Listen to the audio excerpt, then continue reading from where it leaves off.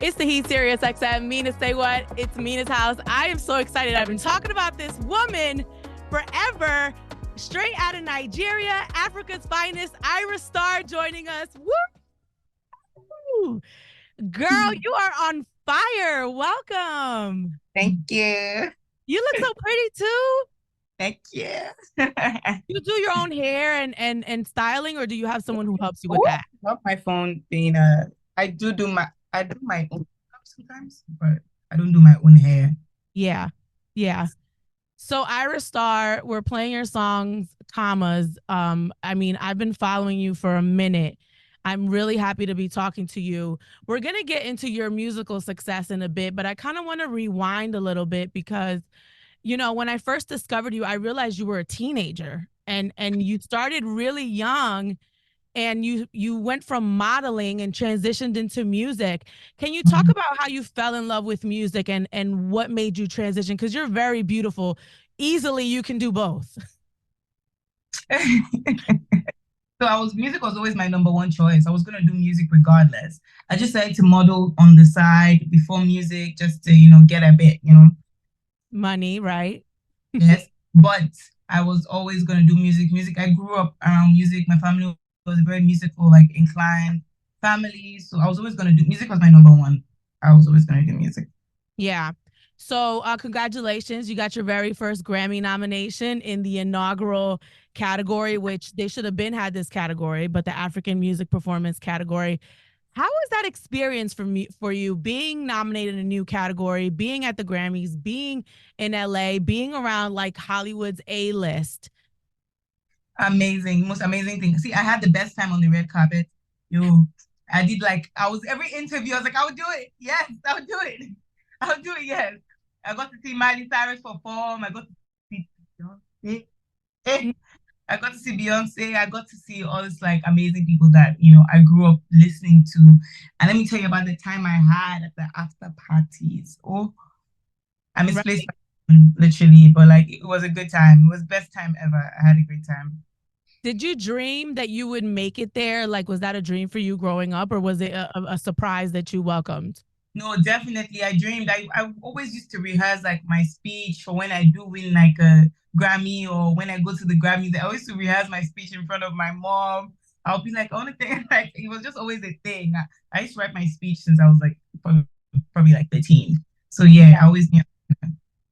So commas, we've been playing it, we've been supporting it, it's blowing up.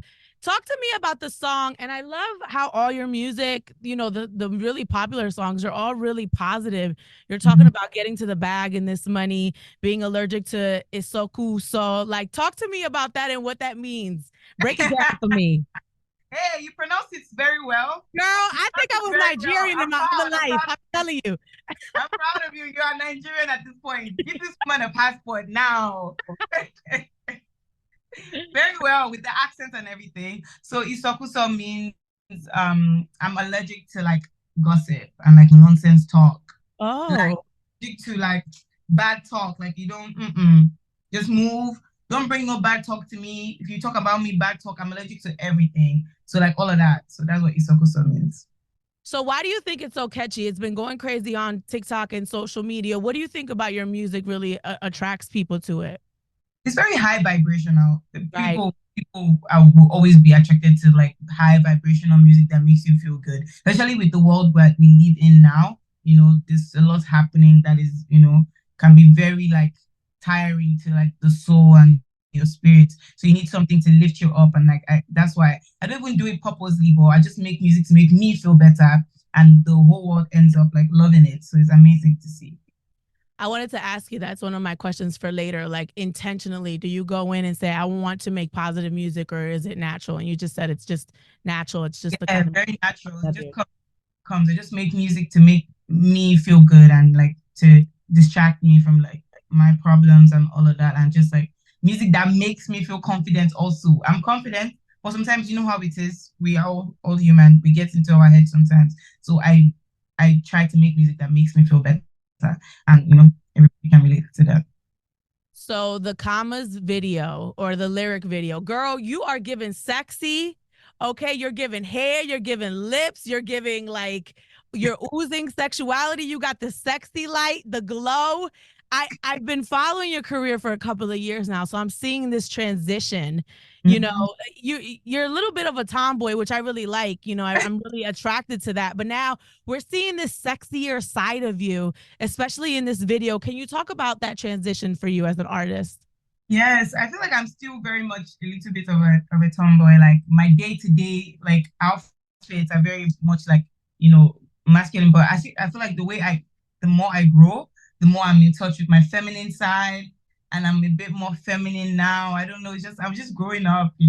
It's not really. I don't. It's not like a very like calculated transition. It's just I'm just growing up, and you guys are getting to watch me grow up and become a woman. So yeah. Yeah. I've been talking about this girl since the pandemic. Ayra Starr is joining us. Can you say your full name? Because I dated a Nigerian guy. I know that everybody has like this very long name that's always shortened. Tell me your full name, please. My full name is Oyinkansola Adeodigbe Sarah, or Oyinkansola Sarah Adeodigbe. So I have a very long, hard name to pronounce, but yeah. What does it mean? Because I know there's always like meaning behind it. My name is the most amazing. Like I love my name so much. Oyinkansola means honey drops into wealth. So when you say Oyinkan, it means honey drop. So you can just calling me honey, Honey. then drops into wealth. So literally, my name is a manifestation of my life right now. It's like honey drops into wealth. So like whatever money I'm making or whatever life I'm living, I'm going to enjoy it and I'm gonna make money and I'm gonna enjoy it. It's gonna be sweet like honey. Right. So Ayra Starr, where'd you get that from? How did you become Ayra? I just Googled the name. I was like, I just found it on Google Ira. I'm like, oh, I like this one. This sounds Right. addict. Well, it worked. Your name fits the persona. Yes. So I found you during the pandemic, and I didn't realize you had just like you were dropping your debut album. So I found you pretty early, and I found Bloody Samaritan, and I just felt like the vibe at the time was like I felt like the song was made for the soundtrack of my life at that time. And it's one of those songs I sent it to the program director here, Dion, to S. Dot. I sent it to everybody here. You were dropping your debut album. I'm like, I love this girl. Her name's Ayra Starr. Check out this video. And then Kelly Rowland hopped on the song. I Yes. was like, what? Can you walk me through that period in your life? This is off your debut album, 19 and Dangerous. What was that like for you at that time? I was just like shocked because the first time I had any interaction with Kelly Rowland was when she used my song Fashion Killer for one of our videos. And I was just like, Kelly Rowland knows me. That was like my first, like, what? I was just like crazy. Then we started talking. She was very supportive and she did the Bloody Samaritan remix.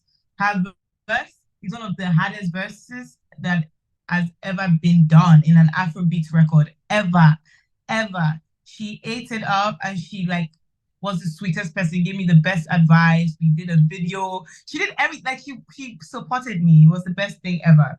She really did. And it was like she went with you and y'all did the video together. And for me, I thought it was really dope that she would support a young artist, a new artist, and like make the time. She's a legend, to be in the video with you to what at the time was my favorite song. So it was just fire. Congratulations on that. So before we go, you do have to go on tour. You are going on tour with Chris Brown. Congratulations. Mm, mm, mm. How did that happen? Tell us the details. To be honest, it's God. I can't even like, because there's a lot of good things happening at the same time. This was during like the Grammy period. I was just like, my team was like, oh, you're going on tour with Chris Brown. Stop. I didn't Right. cry, but I was just like, what? Like, this is crazy. Because we all grew up on Chris Brown, didn't we? Like, we all grew up listening to Chris Brown and that R&B. And I can't wait, to be honest. I'm excited. Well, look, you're going to kill it. Congratulations on your nomination. I know a Grammy is coming on the way.